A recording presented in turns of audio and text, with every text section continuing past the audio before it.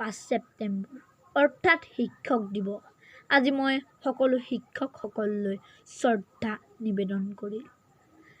আজি মই এটি কবিতা লিখিছিলোঁ। এই কবিতাটি মই আজি আপোনালোকক আবৃত্তি কৰি শুনাব বিচাৰিছোঁ। কবিতাটিৰ নাম শিক্ষাগুৰু।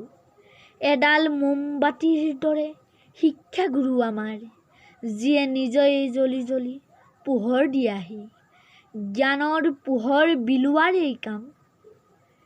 আমাৰ শিক্ষাগুৰু মহান। শিক্ষকৰ ঋণ পৰিশোধ কৰিব নোৱাৰোঁ আমি, কাৰণ প্ৰথম শিক্ষাৰ দিশ দেখুৱাই শিক্ষাগুৰু জনাই। খং উঠিলে কেতিয়াবা মাৰে, কিন্তু আমাৰ ভালৰ হকে। আমাক ভাল মানুহ কৰিবলৈ নিজক দিয়ে বলিদান। আমাৰ শিক্ষাগুৰু মহান। শিক্ষাগুৰুৰ দানক আমি কৰিলোঁ প্ৰণাম। তেওঁৱে আমাৰ অতিকৈ শ্ৰদ্ধাৱান। নমস্কাৰ। কবিতাটি ভাল লাগিলে লাইক কৰি দিব, শ্বেয়াৰ কৰি দিব।